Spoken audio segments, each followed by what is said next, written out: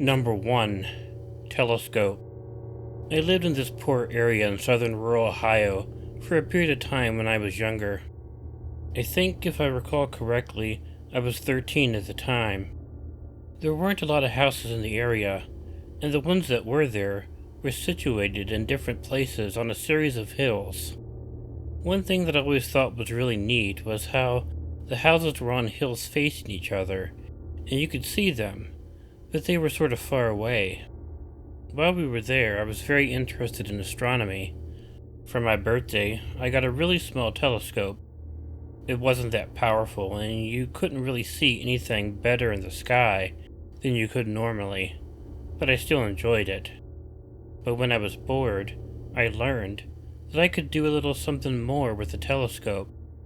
I could spy on people on the side of the hill that we were facing. So I was sort of doing a rear window thing long before I even knew what rear window even was.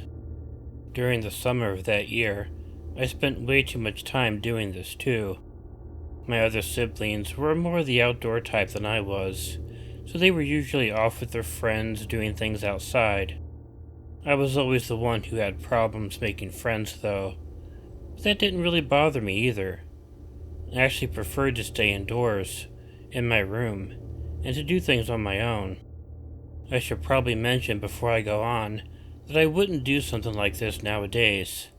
This was in the early 90s and I was a kid, and I didn't really think about how intrusive, creepy, and weird it could be. One day, I was sitting at my desk, using the telescope to look around at the neighbors on the other side of the hill. I was pretty surprised, though, when I was looking at one house, and I saw my older brother and one of his friends walking up to the house. I didn't know the friend that well, so I just assumed that the house they were walking up to was the friend's house. But they didn't walk up to the door of the house to go in. Instead, they went to the side of the house and went around to the back. At this point, I couldn't see them anymore. Even though they were out of view, I still wondered what they were up to. So I kept watching the house to see when they would emerge. It took a while, but I was so curious to see what would happen that I didn't want to stop watching. For a few moments, nothing happened. But then something very odd did. My brother's friend walked out of the front door of the house. He looked around a bit, saw an aluminum baseball bat on the porch of the house. He grabbed it, and then he walked back into the house. I was a little shocked by what I was seeing. I mean, even seeing him come out the front door made me think he must have broken in through the back door, and that this wasn't his house. And I had no idea why he would have needed the baseball bat.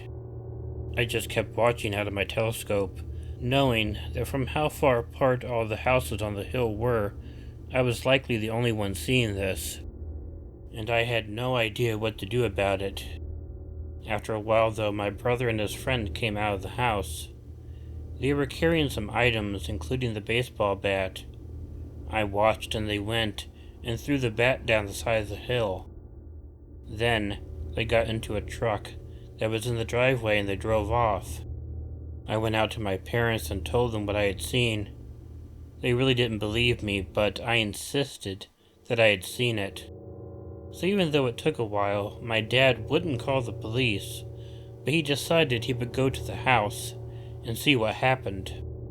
I showed him the correct house through the telescope, and he took off. I watched as my dad went into the house. He came out after a short time. He stood on the porch for a while.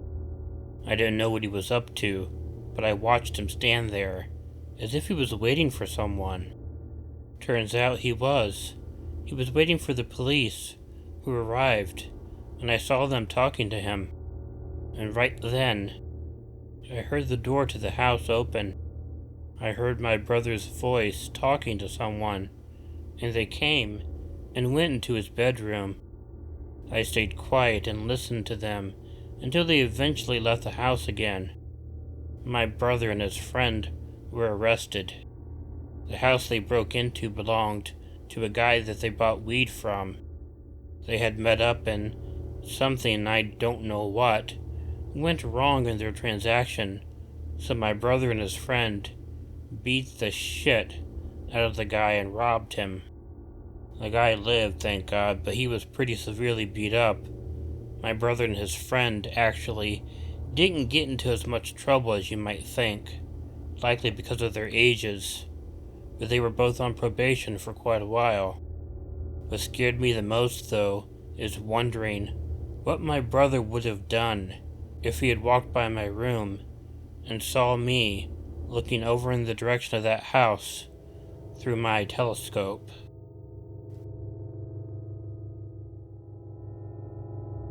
Number 2. Snowstorm. I spent a bit of time when I was younger being homeless in a rural town. You couldn't find anywhere to sleep within the town because the police there would give you a hard time.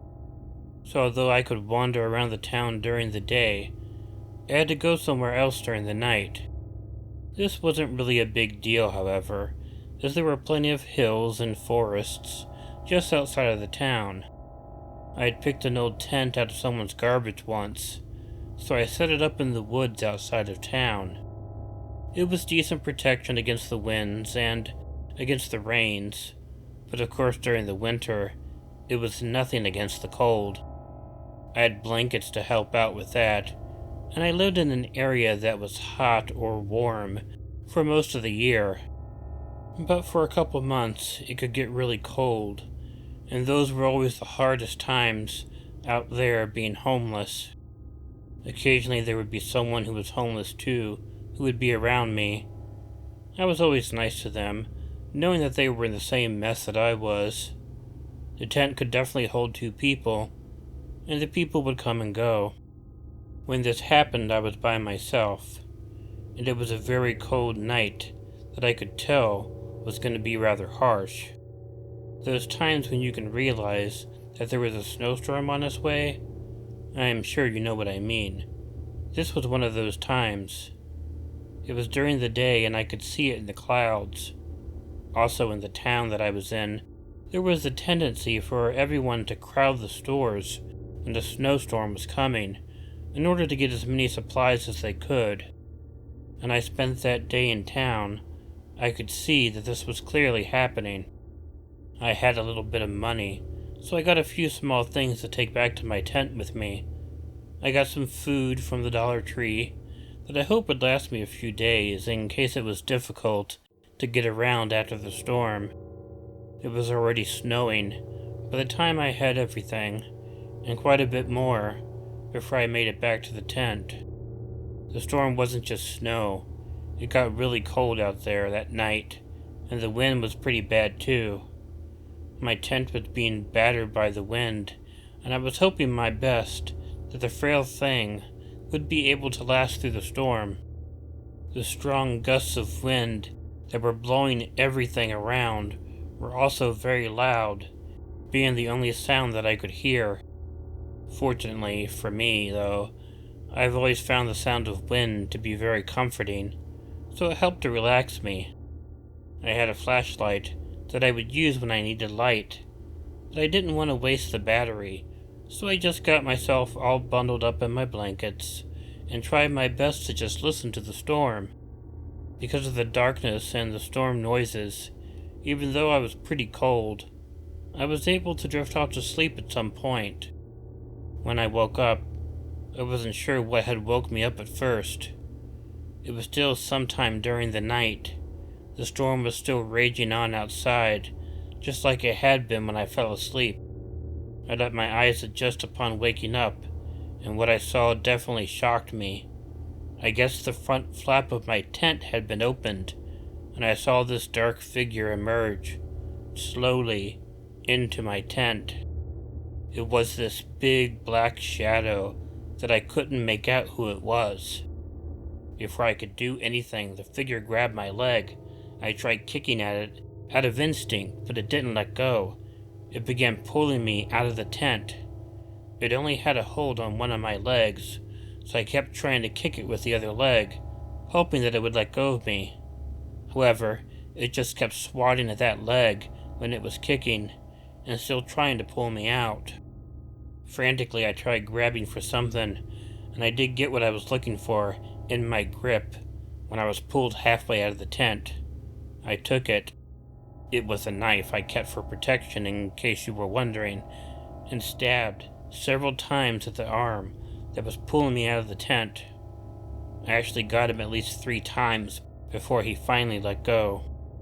When he did let go, I pulled myself back into the tent, getting snow all over the place. I pulled myself back against the back of the tent, as far from the entrance as possible. It took a few moments, but the figure tried to come back into the tent again. When it did, I lunged out at it, stabbing it twice on the shoulder before it finally retreated. At that point, I zipped up the tent again and once again pulled myself to the back of the tent, which I had forgotten to mention was up against a tree. I gathered my blankets around me and held my knife out, preparing to cut again if the figure tried anything. I waited, and I waited. Each moment was nerve-wracking, as I kept expecting something to happen. Nothing did, however. The stabbing seemed to have scared him away. I assumed it was another homeless guy who wanted to use my tent as shelter from the snowstorm.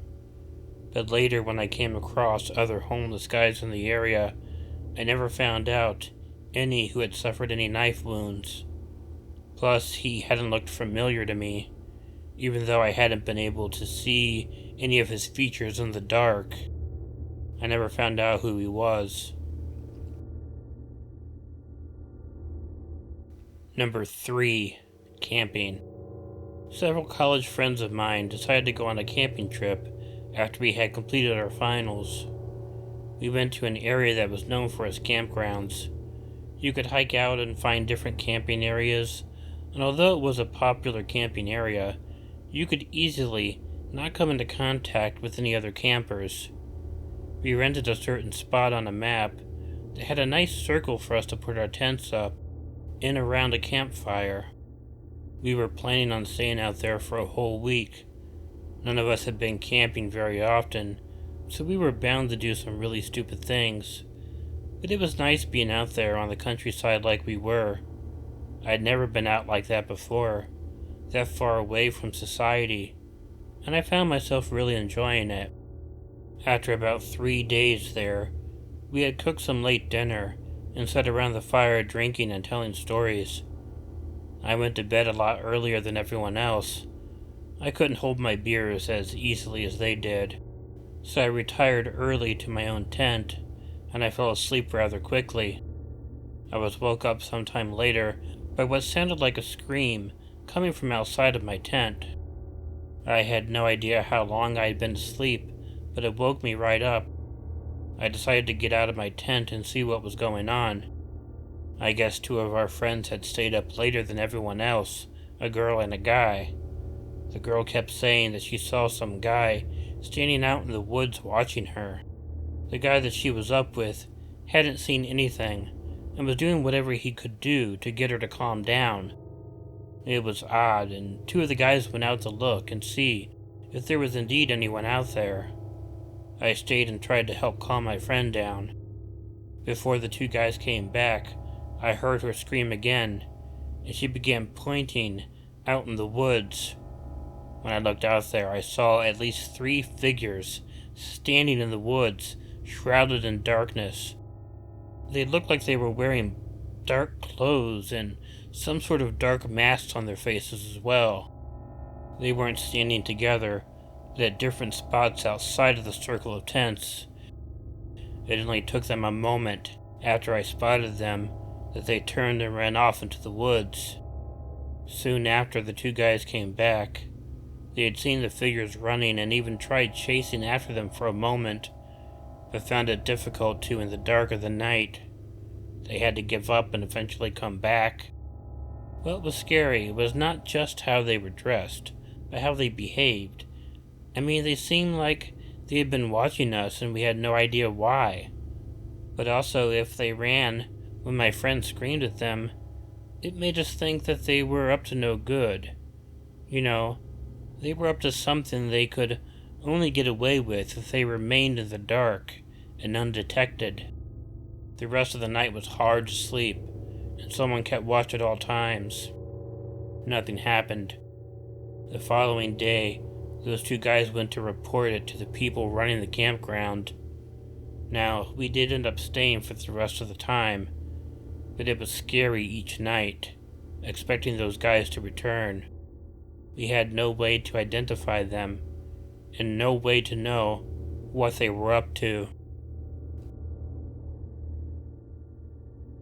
Number 4. Home at night.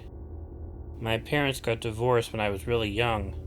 My sister and I ended up living with our mom because our dad wanted to go off on his own with tons of women and getting drunk all the time.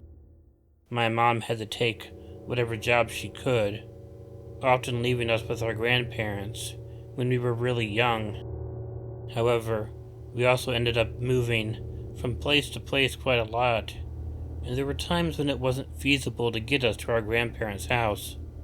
So as we got older, there would be times when we had to spend our time home by ourselves.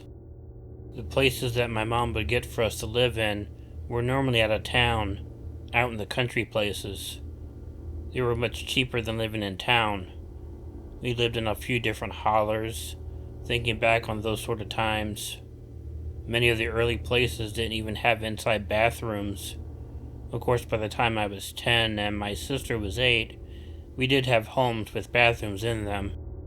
A lot of the places we lived in, we didn't stay too long, but there was one house that we were in for at least a couple of years. My mom was able to hold down a decent job for all of that time, so we didn't have any problems that would force us to move.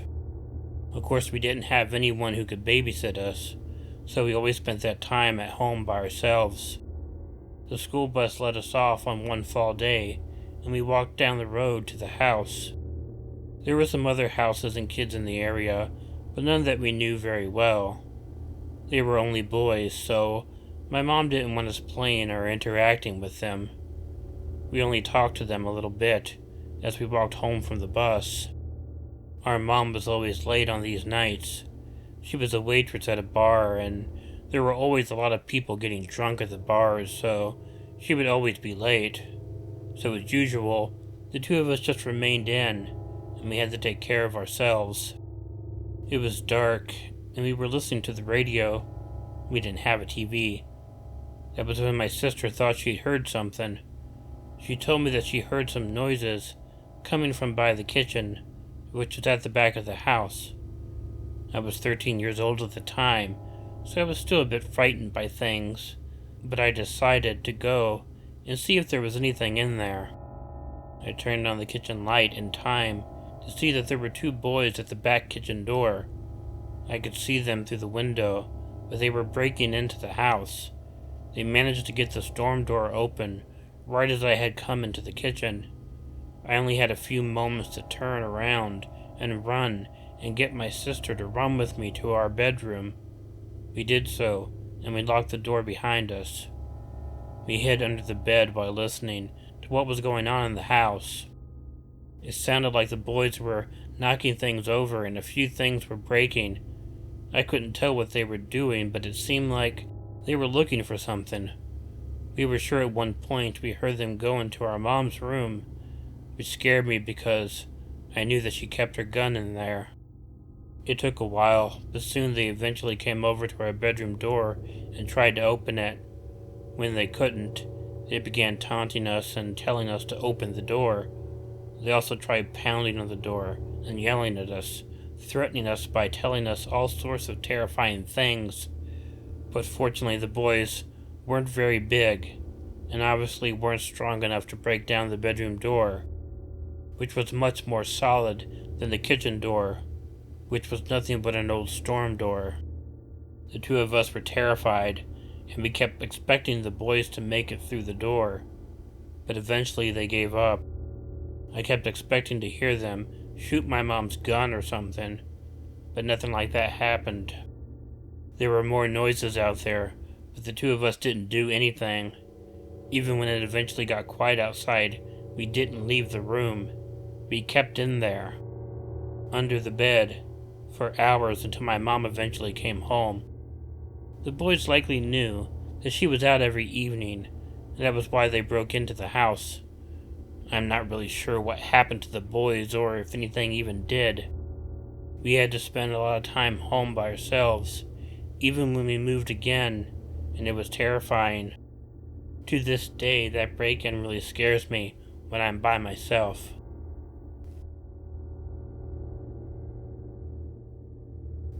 Hey y'all, Killer Orange Cat here. First, I want to thank all my paid Patreon subscribers, starting with my 2 VIPs, Chiamerah Cat and Pixie Hopper 8. I also want to thank Stinky News, EricaOdd, Tracy Sellars, Chronic J, and Heidi H. So, I've had an interesting couple of weeks. It hasn't been a full 2 weeks since the last video, but at first a baby possum seemed to get into my house somehow. So I've been actually giving it some cat kibble and some food, trying to take care of it to make sure it's going to be okay. That's been very interesting. I also had quite a scare last Saturday, and this is why you haven't heard from me in a few days. I accidentally took an overdose of potassium pills and had to spend the night in the hospital. My potassium got very dangerously high, but fortunately everything worked out okay. I had actually kind of a nice night in the hospital. I'm not really a fan of being in the hospital, but I had a nice night. The nurses were nice. I slept very good, which is very odd for me at any place, much less the hospital. But it was just an overnight thing, and I'm fine. And of course I won't do anything stupid like that again. Now, if you like this video, let me know by hitting the like button. If you're not already subscribed to Killer Orange Cat, hit the subscribe button and the bell in order to be notified of new videos. Leave me a comment, and let me know what you thought of the video, and consider sharing it with someone you think might enjoy it. If you have an original story you want narrated on Killer Orange Cat, please email it to the address in the description. If you cannot join my Patreon as a paid member, remember you can always join as a free member too. And right now, I'd like to thank those free members: Anthony Bowers, Remi, Venikins, Rose Metro, Woofer McWooferson, Cindy Cleveland, Vanapira Rayne, William H., Alien Unicorn 13, Kathryn Lynch, The Bama Guy 334, Michael Vasquez, Bonnie Lynn, Collet Bond, Krista Pike, Prince UVA, HF Creations, Bonnie Gibbs, Linda Moore, DJ Lira, and Evil Black Cat. But most importantly, don't forget to check in your closet and check under your bed, because you never know where a killer orange cat might be hiding. Good night.